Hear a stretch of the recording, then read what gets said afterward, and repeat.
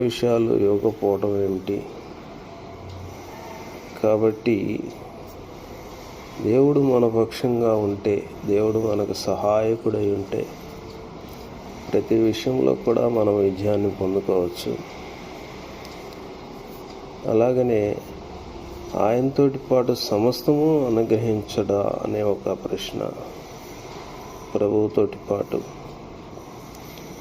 భౌతిక సంబంధమైన సంపదలకు సంబంధించిన సమాచారం కాదు ఇది రక్షణ సంపూర్ణతకి సంబంధించింది, దేవుని కృప యొక్క తారస్థాయికి సంబంధించింది, అలాగనే పరిశుద్ధాత్మ సహాయానికి సంబంధించింది, నిత్య జీవానికి సంబంధించింది, అవసరమైన ఆత్మీయ బలానికి సంబంధించింది. సమస్తాన్ని దేవుడు అనుగ్రహించడం జరుగుతుంది.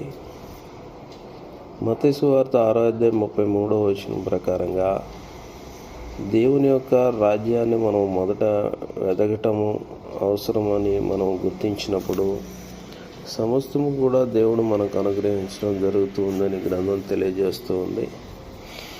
కాబట్టి పైన మనం మాట్లాడుకున్న విషయాల్లో మొదటిది ఏంటంటే, దేవుడు మనకి వ్యతిరేకి కాడు. దానికి రుజువు శిలువపై జరిగిన త్యాగం మన రక్షణకు హామీ. తరువాత దేవుడు తాను ఏదైతే సంకల్పించాడో ఆ సంకల్పం ప్రకారంగా దేవుడు ప్రారంభించిన కార్యాన్ని పూర్తి చేశాడు. రక్షణలో సంపూర్ణ భరోసాని కూడా అక్కడ తెలియజేస్తూ ఉన్నాడు అన్నమాట. కాబట్టి ప్రస్తుతానికి మనం ఆలోచన చేసినప్పుడు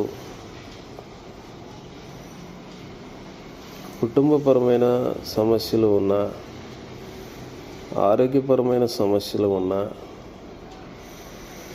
లేకపోతే విరోధులు ఎవరైనా ఉన్నా ఒక విషయాన్ని మనం ఎప్పుడు కూడా జ్ఞాపకం ఉంచుకోవాలి.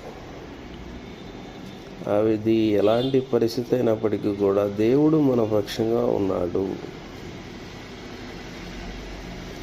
దేవుడు తన కుమారుని ఇచ్చిన వాడు మన అవసరాలను విడిచిపెట్టాడు. ఖచ్చితంగా దేవుడు మనకి అనుగ్రహిస్తాడు అనే సంపూర్ణమైన నిశ్చయత ఇది ఎప్పుడు కూడా మన అనుదిన జీవన చర్యలో మనము జ్ఞాపకం ఉంచుకొని ఈ జీవితాన్ని కొనసాగిస్తూ ఉండాలి.